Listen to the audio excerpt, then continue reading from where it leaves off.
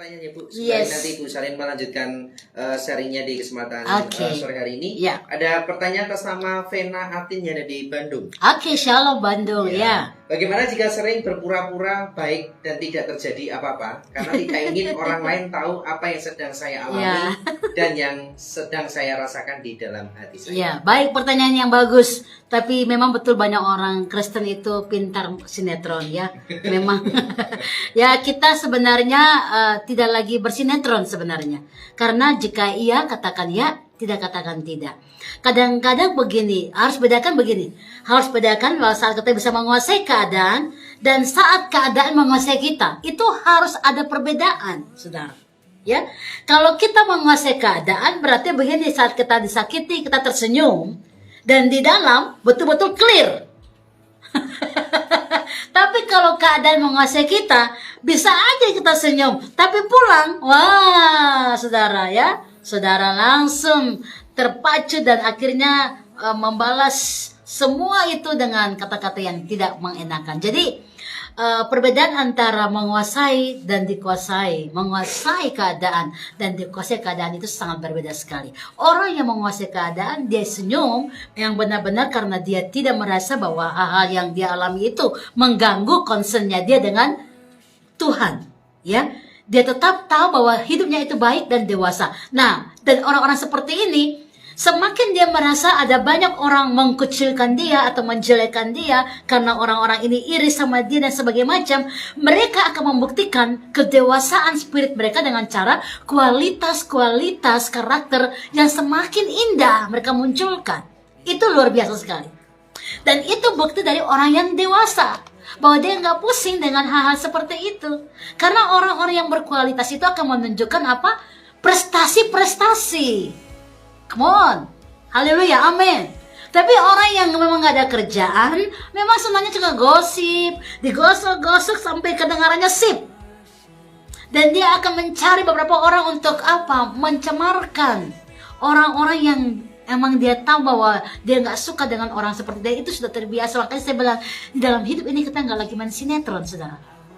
Kita harus benar-benar terbuka dengan diri kita, ya dan ya, tidak dan tidak. Ya, jadi kalau ada saudara sepertinya sakit hati tapi kita pura-pura senyum saja, tapi di rumah kita nangis, di rumah kita marah, di rumah kita benar-benar dikuasai oleh satu hati yang benar-benar kecewa. Nah, saudara dikuasai oleh masalah.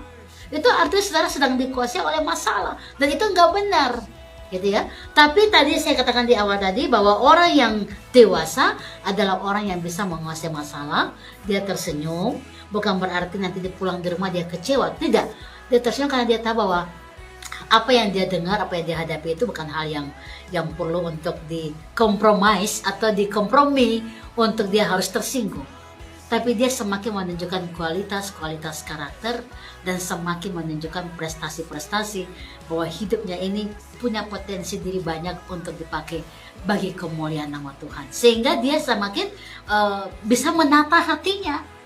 Lebih baik lagi dari hari kemarin, lebih baik lagi. Memang awal-awal mungkin dia masih tergoncang ya, karena itu nggak mudah saat dia dengar orang-orang menjatuhkan dia. Tapi karena dia ikatkan diri dengan firman, dia dewasa dalam Tuhan, punya hubungan intim dengan Tuhan dalam pujian dan penyembahan, berdoa, berseru sama Tuhan, bahkan doakan musuh-musuhnya. Ini indah sekali. Hatinya semakin indah, semakin bagus, semakin wise, semakin bijak, semakin dewasa. Orang suka dekat dengan dia. Haleluya. Siapakah mereka? Saya dan saudara. Amin. Ya, jadi kita pastikan kita punya hati itu. Hati yang dewasa, hati yang baik. Jadi jangan sampai kita senyum di luar, tapi kita punya hati masih marah dan dendam. Jangan. Kalau kadang-kadang memang kalau wanita itu suka kumpul-kumpul kebanyakan tanpa disadari gitu loh. Kita kayak lebih pengen ceritain orang, gitu ya. Apalagi orang-orang yang bermasalah, kayaknya senang banget, seru. Tapi saya mau bilang, wanita yang bijak, yang dewasa itu, dia akan justru menceritakan perbuatan Tuhan. Apa yang Tuhan buat dengan dia, apa yang Tuhan buat dengan orang lain, dan itu menjadi kesaksian. Coba kita belajar begitu. Kalau kita kumpul-kumpul, jangan ceritain orang-orang, jangan biarkan kesempatan iblis pakai untuk menghancurkan kita punya kualitas spirit. Ya, tapi waktu saudara kumpul ingin ceritain yang nggak baik, kita langsung bilang, iya harusnya kita begini, kita bicara yang baik. Jadi ada pola-pola dewasa, tingkatan-tingkatan kedewasaan yang kita duduk, kita ngobrol, kita bicarakan itu. Kenapa? Supaya kita terpola juga dengan hal itu dan kita menjadi dewasa dengan baik. Ya, jadi waktu kita mengerti bahwa ada kepura-puraan, sebenarnya kita sedang membiarkan hati kita itu sakit. Mungkin jawaban ini akan membantu kita juga yang lain yang mungkin bertanya hal yang sama, ya.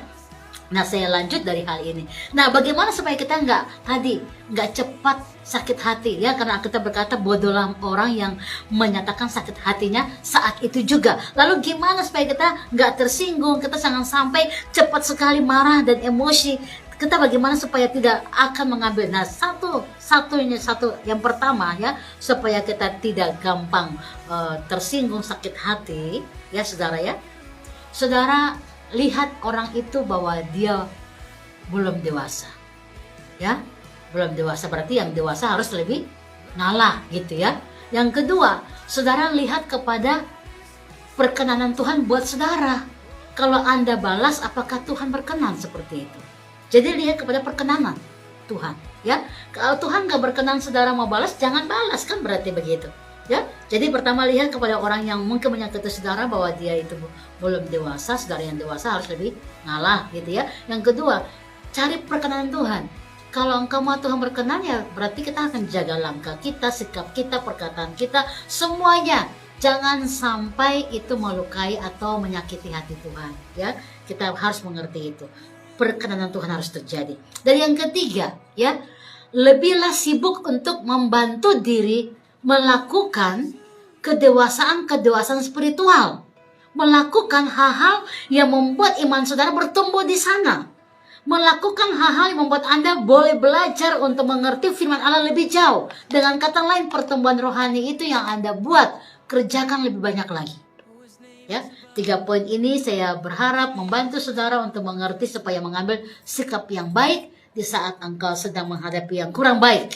Ya, jadi yang pertama adalah anggap aja masalah itu mendewasakan saudara. Orang itu belum dewasa, saudara yang sudah dewasa harus lebih untuk bisa tenang, ya. Yang kedua, tambahkan nilai-nilai kehidupan rohani yang membuat Anda belajar untuk lebih dewasa, ya. Contoh apa? Mau marah, gak boleh marah, ya. Mau untuk dendam, harus lepaskan pengampunan, ya. Mau membalas tapi mendoakan. Jadi coba cari nilai-nilai rohani yang membuat Anda akan dewasa di situ, ya. Dan yang ketiga adalah cari perkenanan Tuhan. Apa yang Tuhan mau itu yang Anda lakukan. Jangan cari perkenanan manusia, apalagi diri sendiri. Jadi dengan kata lain, bahwa kita akan menjadi orang yang bijak jika kita nggak peduli dengan celaan-celaan itu. Cara nggak peduli tadi itu tadi, ya. 3 poin itu membuat kita akan belajar untuk bisa menjaga hati kita, jangan sakit hati. Oke, amin, haleluya. Praise the Lord.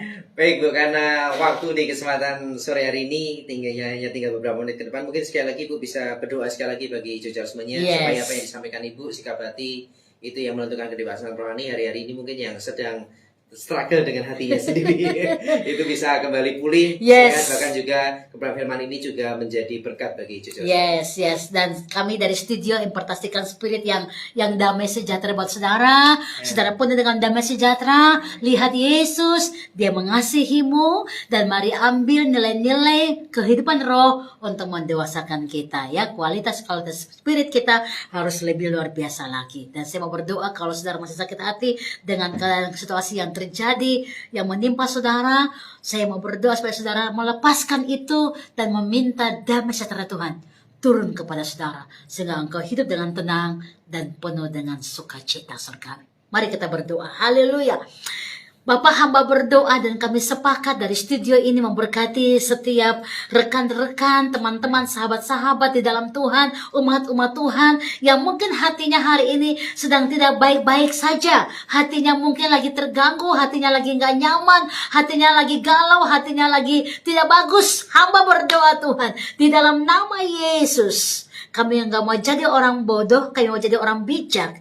Kami tidak mau membesar-besarkan masalah, tapi kami tahu masalah adalah batu loncatan untuk kami jadi lebih dewasa untuk mengerjakan perkara-perkara kerajaan surga. Kami minta pertolongan Roh Kudus saat ini untuk setiap pribadi dibantu, dimampukan untuk memandang kepada Tuhan dan melihat kepada firman-Mu sehingga mereka belajar bertumbuh dewasa di dalam Tuhan. Kami tolak semua roh yang membuat sakit hati, kecewa, amarah, panas hati, dendam. Kami tolak, kami hancurkan di dalam nama Tuhan Yesus. Dan hari ini kami mau terima semua hati yang penuh dengan damai, hati yang penuh dengan sukacita, hati yang penuh dengan hidup yang memuliakan Tuhan. Ini jiwa kami, ini roh kami, ini tubuh kami. Kami persembahkan di atas mezbah Tuhan sebagai persembahan yang hidup, yang kudus, yang berkenan. Tuhan terimalah kami dan Tuhan berkatilah kami. Berkati semua sedang mendengarkan program Happiness Moment setiap hari Jumat.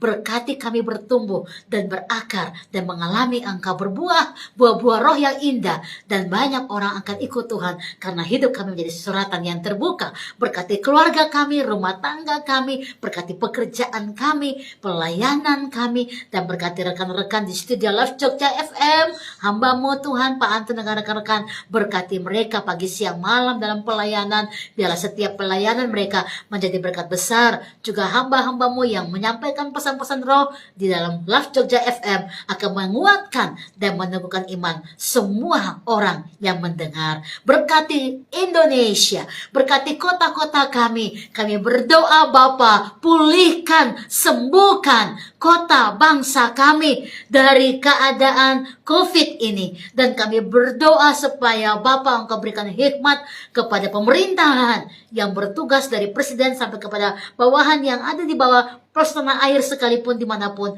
mereka boleh melangkah dengan hikmat Allah. Dan kami percaya kasih sayang Tuhan nyata buat bangsa kami.